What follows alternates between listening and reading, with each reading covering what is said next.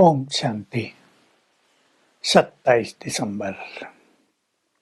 भारत भूमि सुख देने वाले भगवान की जन्मभूमि है। वे भारत में ही आकर सुखधाम की स्थापना करते हैं, संसार को स्वर्ग बना देते हैं। उनकी ही महिमा सबसे ज्यादा है।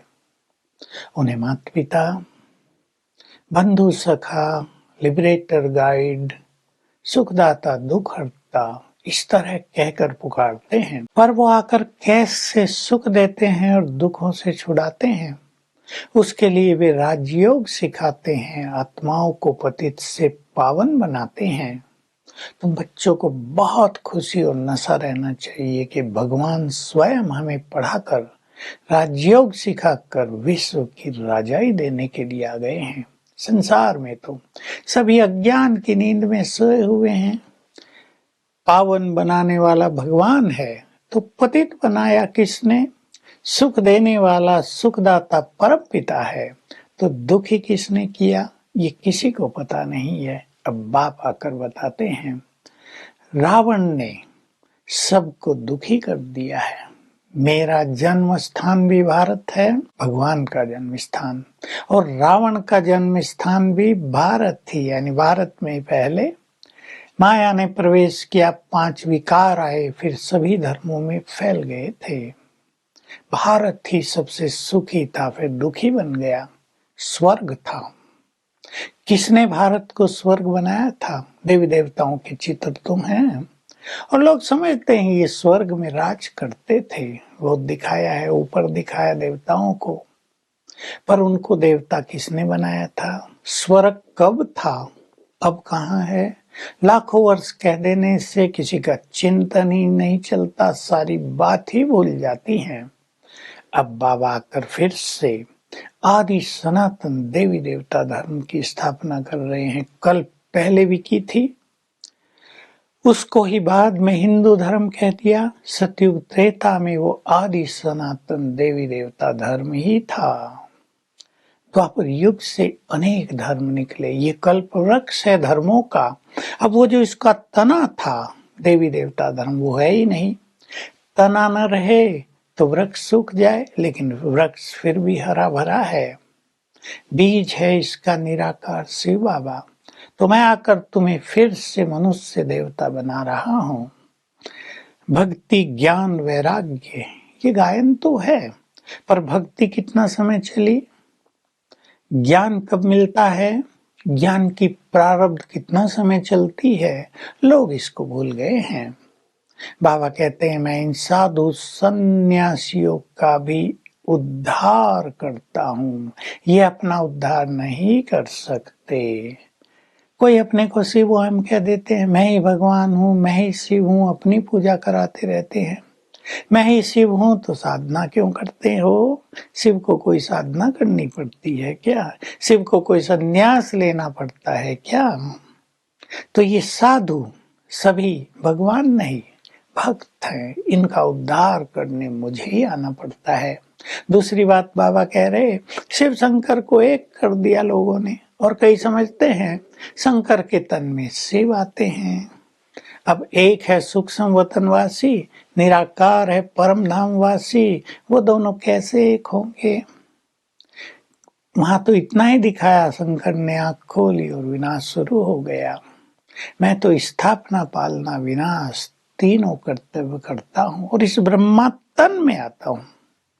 भक्ति में अज्ञान अंधकार होने के कारण कोई भी इस ब्रह्मा को भी नहीं समझते। मैं कैसे आता हूँ, कब आता हूँ, इनमें प्रवेश करके ज्ञान देता हूँ, ये बात भी सभी भूल गए हैं। तो शिव और शंकर एक नहीं है। शंकर को तो साधना करते दिखाते हैं तपस्या में, शिव को कोई तपस्या करने की जरूरत नहीं, वो तो सदा संपूर्ण है। वो अपूर्ण बनता ही नहीं, जिसके कारण उसको पूर्ण बनने के लिए साधनाएं करनी पड़े। तो बाबा अपना भी ज्ञान दे रहे हैं और बार बार कह रहे हैं, अब मैं आया हूं तुमको पतित से पावन बनाने। तुम्हें पावन बनना है। कई आत्माएं कहती हैं, कई बच्चे भी कहते हैं, बाबा आप तो जानी जाननहार हो, आप तो सब जानते हो, हमारे दिलों को हम विकारों में जाते हैं, आपको तो सब पता है। बाबा कहते हैं मैं तुम्हारे दिलों को जानकर क्या करूंगा, मैं तो ज्ञान का सागर हूँ, तुम्हें पावन बनाने आया हूँ ये मैं जानता हूँ। तुम पतित बन गए हो इन विषय विकारों के कारण ये मैं जानता हूँ। मेरा कर्तव्य है तुम्हें पतित से पावन बनाना। मैं ज्ञान सागर आकर तुम्हें सृष्टि के आदि मध्य अंत का ज्ञान देता हूँ, जो ज्ञान संसार में किसी को नहीं है। ये लंबा चौड़ा ज्ञान जिसके बारे में युगों से खोज होती रही, मैं सहज कहानी के रूप में तुम्हें बता देता हूँ। ये सीढ़ी का चित्र, ये कल्पवृक्ष का चित्र, गोले का चित्र सब स्पष्ट हैं, इनमें सारा ज्ञान है। मैं आकर तुम्हें ये ज्ञान दे देता हूँ और तुम्हें त्रिकालदर्शी बना देता हूँ। तुम्हें सब पता चल गया है कब हम इस संसार में आए थे, ये ड्रामा बना बनाया कैसे है।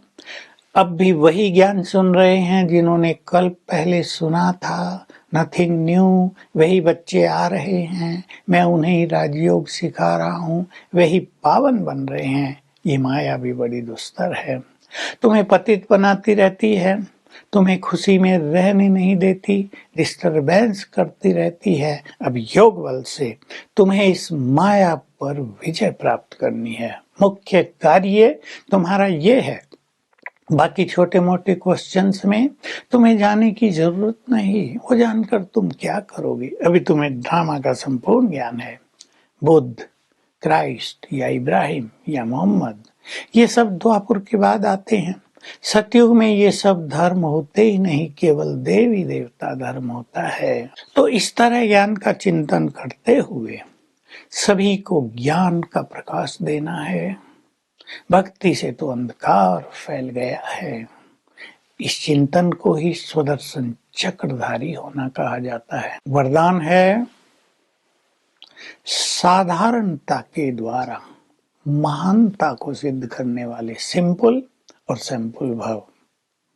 हम बाबा के बच्चे बहुत महान हैं, वैसे साधारण नहीं, बहुत महान, लेकिन सादगी में हैं, सिंपल रहते हैं। सिंपलिसिटी हमारे जीवन की ब्यूटी है, और जहाँ सिंपलिसिटी होती है वहाँ स्वच्छता होती है, और वो दूसरों को आकर्षित अवश्य करती है।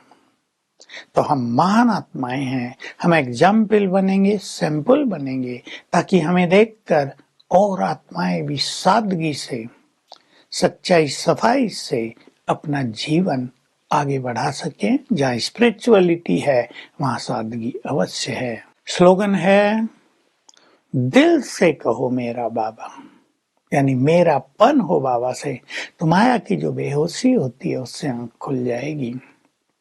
तो आज हम स्वदर्शन चक्रधारी बनकर रहेंगे।